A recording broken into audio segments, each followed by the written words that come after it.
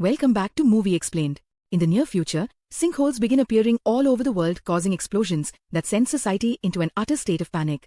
Huge monsters known as reapers come out of these holes and chase after humans to kill them. Bullets don't hurt them, so not even the military can save society. Eventually, people who live in high altitudes report that the monsters freeze at 8,000 feet, so survivors start moving to elevated areas to start a new life.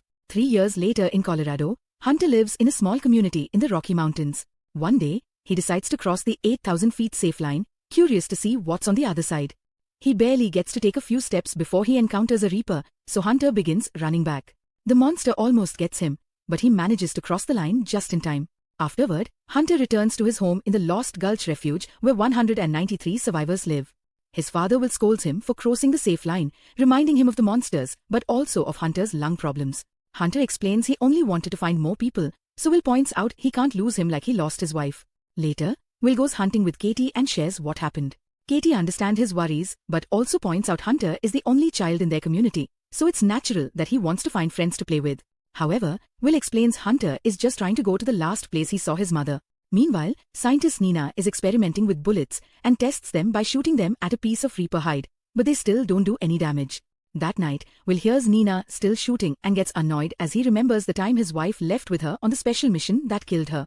Suddenly, he hears Hunter coughing and rushes to the boys' room to change the filter of the machine that helps him breathe. Soon Hunter calms down and can sleep again, but that was the last filter in the house. Will stares at some maps, wondering how hard it would be to cross the line to go looking for more filters. On Hunter's birthday, Will manages to get the community's last box of mac and cheese to give his son a treat.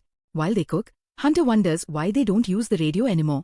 Will explains they need to save electricity, so they use flags to communicate with other refugees.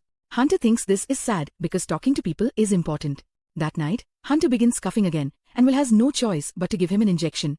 After Hunter falls asleep again, Will goes to see Nina to tell her he will leave for Boulder in the morning to look for filters for his son. He claims he's found a safe road, but Nina doesn't believe him because she has the area memorized. It turns out her old lab is in Boulder. Will wants her to come with him because she studied the Reapers for years and survived the last trip she made. However, Nina points out she only got lucky and Will's wife did die during that trip. Refusing to give up, Will tells her about mine that goes through the mountains. Yet Nina thinks that's worse because the Reapers can trap them there and still refuses to go. After Will leaves, Nina works on modifying a compass, but she can't stop thinking about the death of Will's wife, which leaves her in tears. Meanwhile, Will asks a neighbor to take care of Hunter before going to the gun store to get a bunch of weapons. Katie shows up and announces she's going with him, not caring about his protests. Nina also gives in and agrees to come while mocking Katie because she has no experience and will be a burden. Will says goodbye to Hunter and promises he'll come back, but the boy points out his mom said the same thing. The trio finally leaves and Nina continues to be rude to Katie, so Will tells her to behave. Nina then explains that Reapers emit high bioelectromagnetic pulses and her modified compass can detect them when they're within a half mile. After a long walk, they find the Elba Fire Road and the 8,000 feet line. Once the compass confirms there are no monsters nearby, the trio crosses the line and starts going down. Moments later, they find some abandoned trucks, so they search them for supplies. They get some flares, ammo, and even a grenade launcher that Katie knows how to use. Nina also finds a Reaper scale and takes some time to gather a sample. When Katie tries to rush her, an argument ensues and Nina accuses her of trying to get into Will's pants. A furious Katie pushes her against a truck and reminds her that Nina killed Katie's best friend, referring to Will's wife. The women start punching each other and Will has to separate them before it gets worse. The group keeps traveling and is surprised to find a bunch of horses in the forest, which means the Reapers only attack humans for some reason. Eventually, they make it to Alta Vista Ski area, where they plan to use the chairlift to travel to the mines safely. At that moment, Nina's compass indicates that there's a monster nearby and they see something shaking the forest trees. Will immediately climbs to the top of the lift and starts working on activating the backup generators while the women stay on the ground to offer cover. Katie panics when she sees the monster approaching and shoots a few grenades that cause some explosions but do no damage at all to the Reaper. Will finishes connecting the generator and Nina hits the switch before getting on a chair, where Will immediately joins her. They open fire at the Reaper as it gets closer while Katie begins climbing the tower to reach the chairs too. The monster jumps on the cables and makes the chairs shake, but the duo manages to hold on. Katie waits for the right moment to jump but unfortunately misses the chair, so Will has to catch her mid-air. Nina runs out of bullets right before the monster makes the cables shake again, causing all three of them to fall to the ground. They immediately start running and manage to cross the line into the 8,000 feet area right before the monster can catch them. Since it's getting dark, the trio decides to stay in the ski resort for the night. While they share a drink, Nina points out that when the Reapers appeared, they killed 95% of the world's population without stopping to eat or sleep. Predators kill to eat, but the Reapers kill humans for fun and don't attack other animals. This makes her wonder if they were sent specifically to get rid of humanity. After the women fall asleep, Will remembers again the last talk he had with his wife, who really trusted Nina's skills to find a way to kill the Reapers. The next day, the group finally makes it to the mine where Will used to work. He explains that both ends of the tunnel are above 8,000 feet, but the lower levels do go below the safety line, which isn't received well. The tunnels aren't properly sealed, so the creatures could still find them. Not to mention Nina's compass won't work underground. They've come this far though, so Nina and Katie have no choice but to keep following Will. Wearing construction helmets for light, the trio enters the tunnels and spends a few hours walking in silence. Unfortunately, they're forced to stop when they discover the main tunnel has been closed because of a cave-in. Will announces they'll have to go down level 7, which means they'll walk under the line for 1,000 yards. After getting startled by some bats, the trio takes the stairs and enters the new tunnel, walking as fast as possible to avoid trouble. Suddenly, they hear a noise and cover the lights on their helmets, but it's too late. There's a Reaper in the tunnel and it's already seen them. The group immediately starts running while Katie shoots the occasional grenade, hoping to slow the monster down.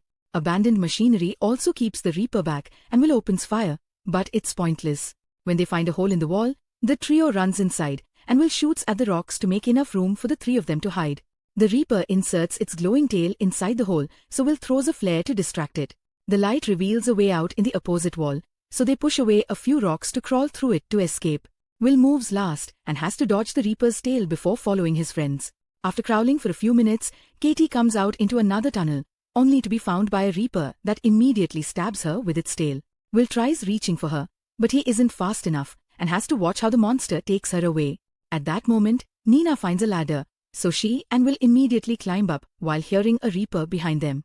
Thankfully, they find the door and run out of the mine, reaching a safe altitude just in time. Nina and Will continue their journey, not stopping for anything except petting a goat. When it gets dark, they find an abandoned house and break in to spend the night.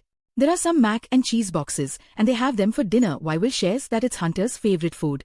He asks Nina what's in the old lab, so she explains she may find a chemical that may finally help the bullets damage the monsters. She theorizes that the Reaper's scales are electrically charged, so the right bullet could cause internal combustion. Will thinks it sounds like an unbelievable magic bullet and can't believe his wife died over a weak theory. The next day, they take the truck from the house and use it to cross the line as fast as possible, going through a town that has been taken over by animals. Eventually, they make it to the hospital and search for the filters while hearing some weird noises, but the compass doesn't alert them of anything. They have to go to the last floor to finally find the filters, then they start running to escape. Suddenly, a Reaper pierces a wall and the duo has to move quickly to dodge those huge claws. They still bump against a bunch of furniture on their way out and get hit by falling debris every time the Reaper destroys a wall or window. Suddenly, the monster's tail reaches through a wall and captures Will, so Nina grabs the fire axe and hits the tail with it until the monster lets go of her friend. Then Nina opens a gas canister to fill the corridors with fog, hoping it'll provide some cover. This gives Will an idea, so he waits for the Reaper to come close enough and shoots a bunch of oxygen tanks. It causes an explosion that sends the monster flying through the window. The creature isn't moving anymore, but they can't be sure if it's dead or unconscious, so they need to hurry. Will wants to go back, however. Nina convinces him to help her get to the lab so she can finish her bullets. After the duo leaves on the truck, the Reaper wakes up. Moments later, they make it to the lab and Nina starts mixing chemicals while Will keeps watch. On one of the desks, he's shocked to see a picture that reveals Nina used to have a family she never talks about. Nina cries as she explains that on the day the world ended, she had been working and couldn't be with her family. She feels extra guilty because her son had a soccer game that day and she chose not to go. Nina also admits she hates herself for causing the death of Will's wife, but Will assures her it was nobody's fault. When Nina finally finishes her bullet, she tests it on the hide and nothing happens.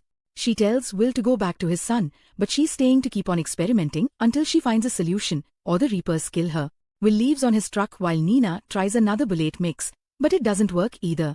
She's so distracted that she doesn't notice her compass reacting. At that moment, she hears some noise but also realizes there's a certain chemical combination she hasn't tried, so she hurries to mix it as her last hope. Meanwhile, the truck accidentally pops a tire and loses control until it falls on its side. Will is unconscious for a few moments but wakes up when he hears a monster coming. He has to kick off the truck window to get out and starts running as the Reaper chases after him. Going up the hill is hard for his body after the crash, and by the time he's about to cross the safe line, a second Reaper is blocking the way. Will desperately opens fire to no avail and loses hope. But at that moment, Nina shows up and shoots her new bullets. A strange explosion happens full of smoke and electric charge, confirming her theory. Nina quickly shoots all the Reapers, killing them in seconds even when they try to run away. Then she grabs a piece of the Reaper's body and shows Will the mechanical parts, confirming these beasts are robots that were programmed to kill humans. When Will asks who sent them, Nina theorizes it was aliens. Later, when the duo returns to their refuge, Will reunites with Hunter and Nina raises a pirate flag to announce she's discovered a way to fight. Soon survivors gather to build tons of special bullets, and Will finally uses the radio again to send their message of hope everywhere. Nina also keeps monster bodies to keep on studying them. Once everyone is armed, the survivors enter the forest and kill as many Reapers as possible to retake the land. One night, Will and Nina look at the sky with a telescope and notice 3 mysterious lights approaching Earth.